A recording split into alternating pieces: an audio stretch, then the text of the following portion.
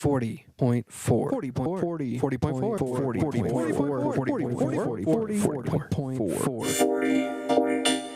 40.4. Welcome to 40.4. This is an audio forward intermedia sonic summit hosted by B2 and the Atlas Institute at the University of Colorado at Boulder. This morning we did the first ever 10.2 event hosted by the Immersive Media Lab in the Department of Critical Media Practice. Huge thanks to our sponsors at B2 and the Department of Critical Media Practices. This afternoon we'll be doing an artist talk with John about the PALINGENESIS 360 training video. So this is the fourth year of the festival. Why we call it 40.4? Because there's 44 speakers in this room. So there's not a lot visible right now except for the ones up on the ceiling. But there's 40 little speakers and 4 subs, so 40.4. Couple quick thank yous to Department of Critical Media Practices and B2 for sponsoring this talk. Today, especially big thanks to everyone here at B2, Chris and Brad and all of the crew. This one took kind of a lot of technology to pull off, but you're in store for something pretty special. I want to introduce John before we get rolling. So John Grigsby is a musician and sound designer who also paints, makes films, and creates critically acclaimed multimedia animations. An intro to lucid dream exploration, which is a really cool stop-motion anime made on an Etch-a-Sketch, if you remember those.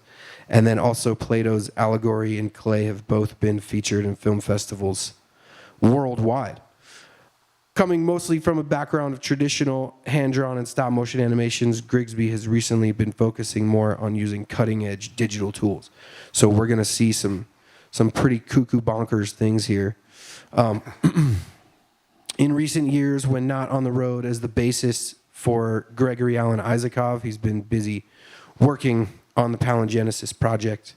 And I feel like what really kind of sums up John the best, just at Madison Square Garden and then playing with the LA Philharmonic at the Disney Center and in the green rooms rendering out Unreal working on this project. So I think that's kind of the summary, puts John in a pretty unique category. So I'm going to turn it over to you. All right. Cool. Thanks, Sean. Thanks for being here, everybody. I am a musician and I'm into animations as well. I've been doing both of those for a long time. Sean and I used to be in a band. We played the Fox a bunch. This whole project, PALINGENESIS, started as a musical project. It was just an album I was working on, and I didn't really know what the name of it was at first. It was just an album, 10-song album. It wound up being that. I started making an animated music video for it, and I had been using Cinema 4D and Blender and all the programs, but I was intrigued by Unreal, so I went into that zone just for the quicker render times and started getting a really cool video. But eventually I decided to go more of the route of trying to turn this into a game. And that's what this is. It became this 10-song music video game. So the concept was essentially that each song would be a level of the game, so a different way to navigate through an album rather than playing a vinyl or playing a CD or a tape or listening to stuff on streaming services. You can just run through the album and then it becomes a loop at the end. The whole concept of the game became somewhat of a regeneration, reincarnation, and the plot is that this news crew, these aliens abduct them, miniaturize them, and then take their memories and form this giant human wheel that they're motivated to run through by their memories being placed in there. It was just a vehicle for me to put my art and my animations and the music into this new way to experience an album. I'm going to play through to a point where the third animation in this game happens, which is for a song called Human Wheel. As I saw this room, we were just like, man, that would be cool to convert one of these animations into 360. So that has been my goal over the past few months, to figure out how to convert 2D animations into 360-degree animations. Maybe I can show you guys some of the methods I used and the problems I ran into. and just some of the tools and plugins and the approach when it comes to making animations for this kind of space. But so this is it. It was all made in Unreal Engine.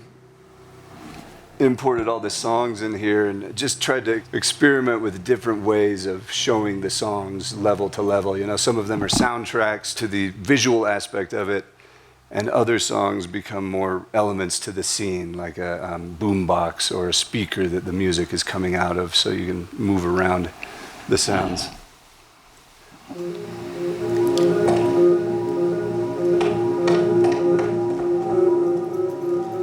Lots of different audio volumes.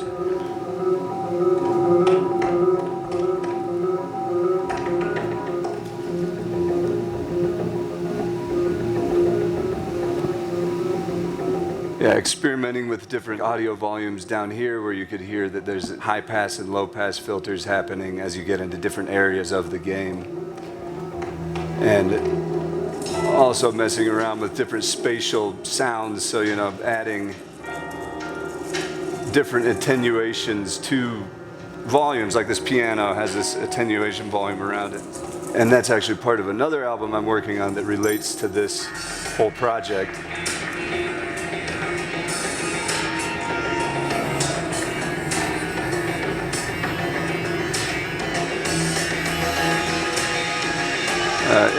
Interactivity, like you can change the position of this song. I also used it for some of my paintings. This is a painting that I brought in today. And Sean was talking about the Etch-a-Sketch stuff. This is a sideways Etch-a-Sketch I did of a Goya painting. And that was what that animation was kind of about. This painting brings you back up. All right, so to get to the point of having all these songs in different environments.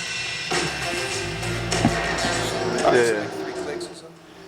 All right, so once you complete these challenges, it's kind of a puzzle-based game. You get to the next song, and then I just list the song, Drowning, down there in the right corner, and then you can now go back to the first song if you want. And eventually it becomes this cyclical thing where you can just go to any song throughout the album. Let's see here. I should probably jump to another part.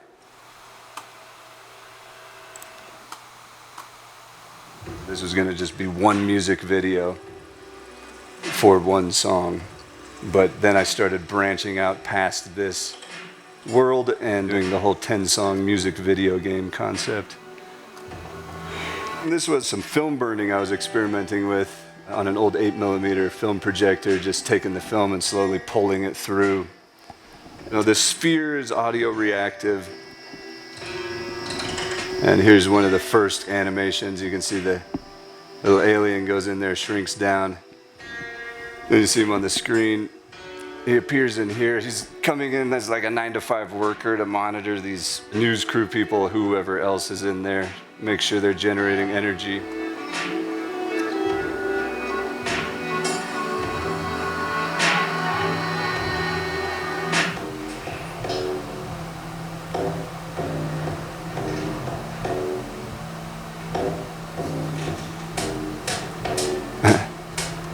There they are. This level has a bunch of audio volumes. You know, the sound effects for these guys was all just a Ableton project. Background noises, voices that I made reversed, and sound effects that I compiled in Ableton. And this one kind of goes with what I was saying about making the music an element in the scene, where you can go up to this and make the song fade away as that speaker moves farther away from you.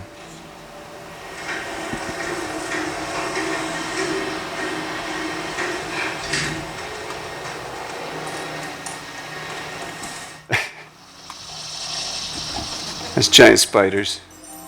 You know, they're shrunken down, so they're normal-sized spiders, but they just look big.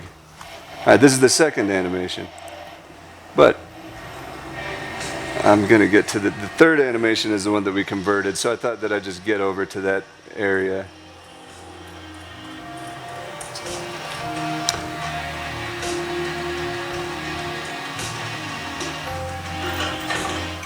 This was a fun part too. I wanted to make some kind of an instrument, so one of the songs on the album you could essentially play. So each of these corners and sides has different samples that I built, like playing upright bass and synthesizers, guitar. And the sphere also has a sample that you can hear as you move closer or farther away from it. So it's like an interactive ambient tune pretty much with these cool particle explosions that I built.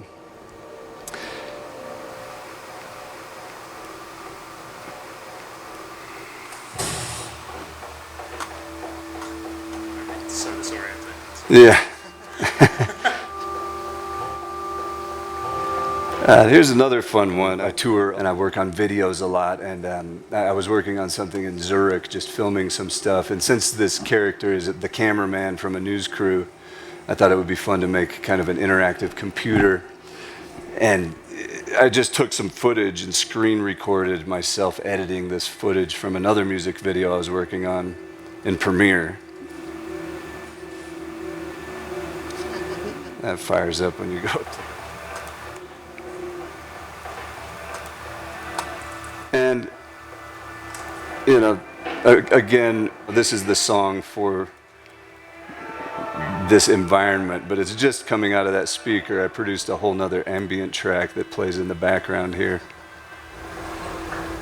There's the calendar. All right, we're almost there. So this is Human Wheel. That's when it kind of comes to light what's happening to these guys. I thought it would be funny to have this, it's like a training video, you know, this guy is sitting here, this alien studying how to go capture these other beings and use them to generate energy for their ship.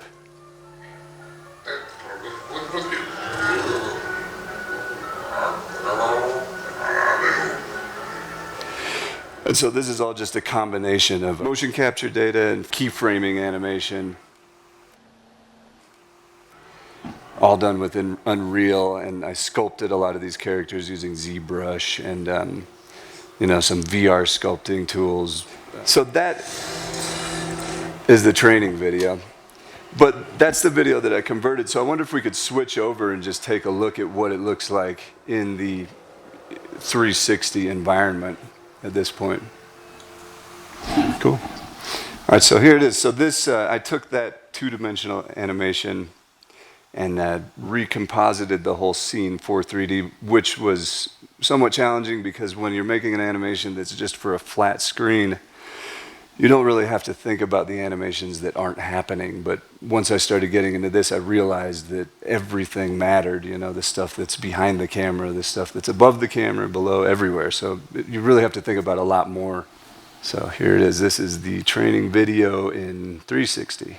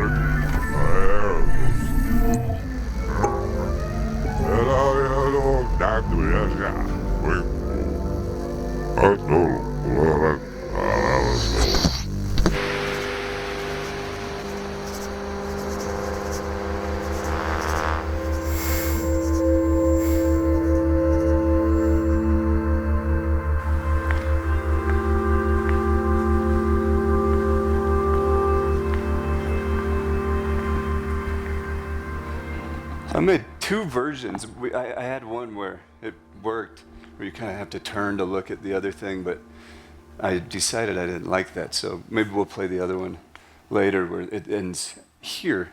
But it's kind of fun. You can experiment with moving this stuff around, and I found a cool technique to do that. What I came up with initially, that was just a 2D animation, which took quite some time. And here, I'll just show you what that project file looks like.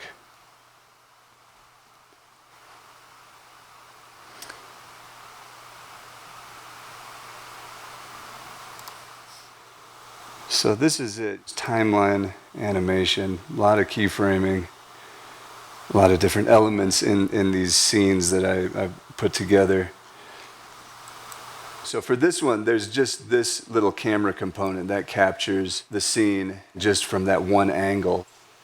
That works, but then when something is happening, that guy gets unloaded. He stops being animated. He just kind of disappears into the ground. When I got into this other version, this other form to try to make it work in this room, I found a really good plugin for Unreal called the Owl 360. It's by a company called Offworld Live. They make some good stuff. Same scene, essentially. But then we've got this other camera. Let me see if I can find it.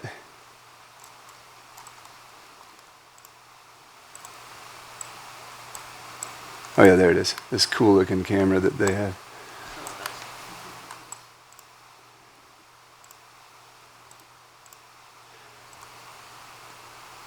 Yeah, so it's just capturing from all different sides.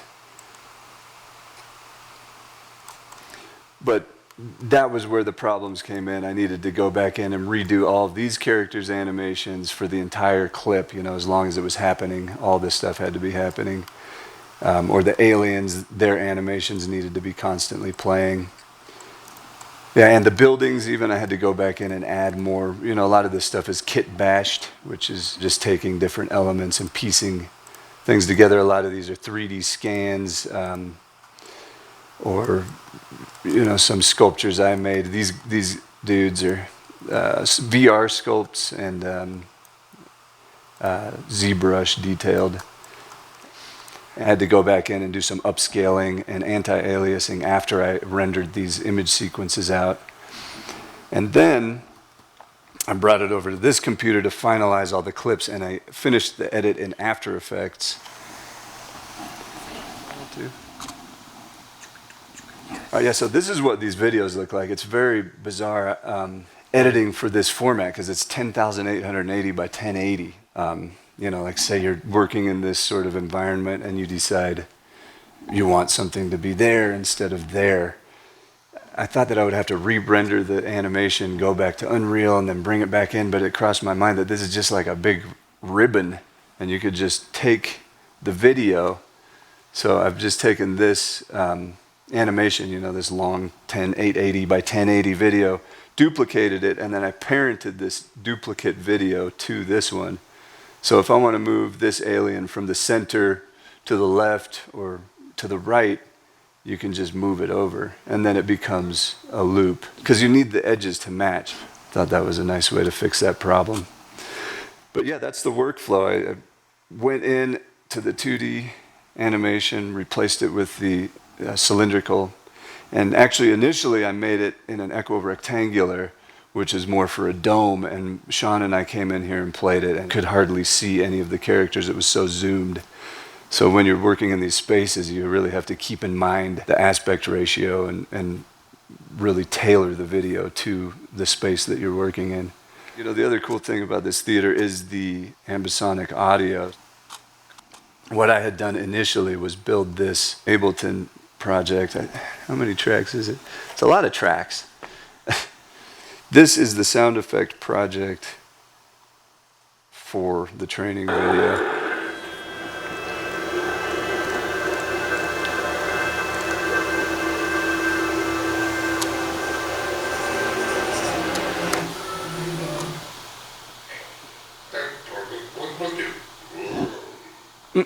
There's the alien sounds.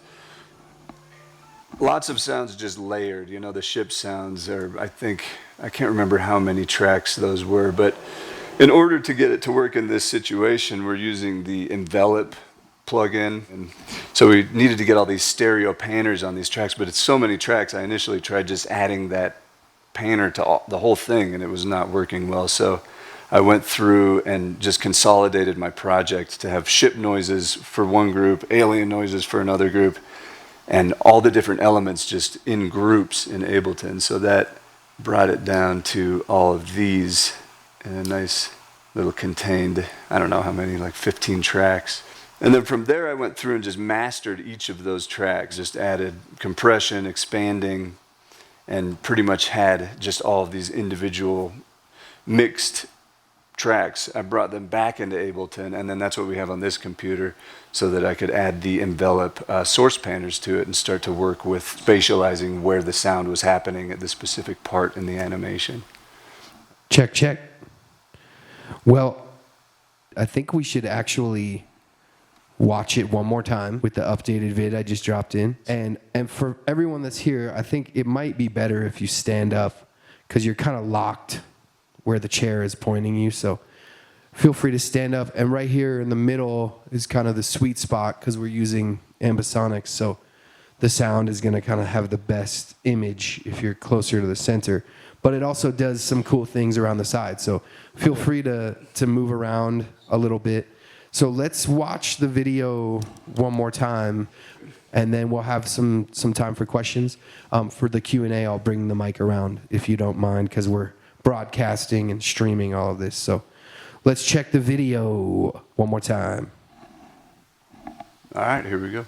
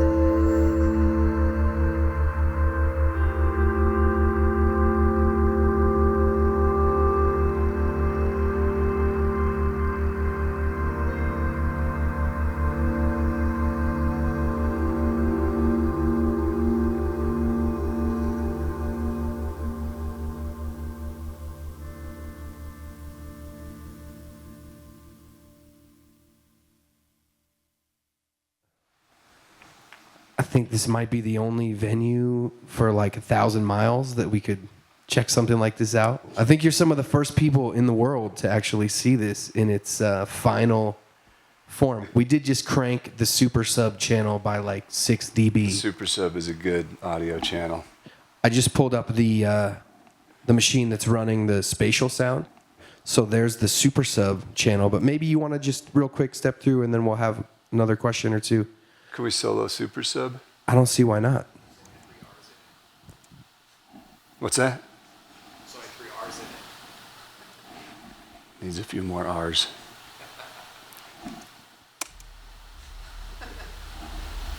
Super Sub's a good channel. Or right above it. There's a normal sub right above it here. So I just took a, just a harmonic octave.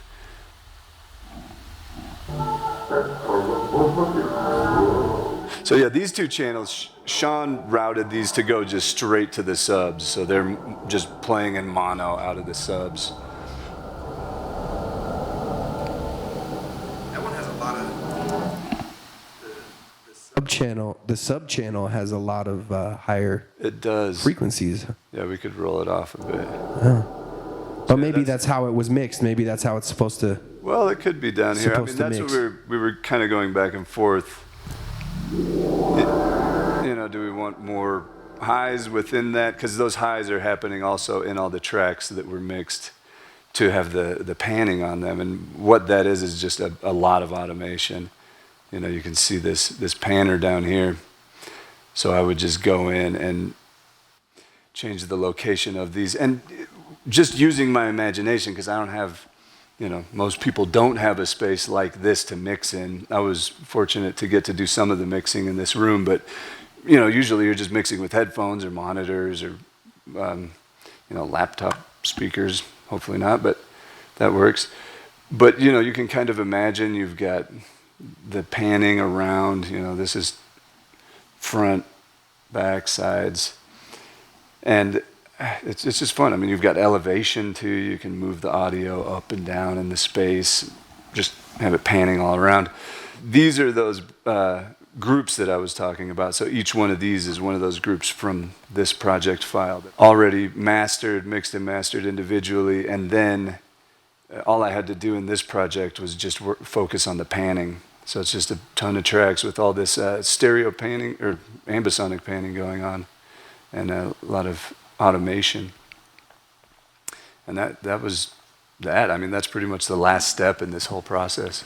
Well, close, because Oh, yeah. for anyone that's interested, I mean, you can see over here, there's this big on.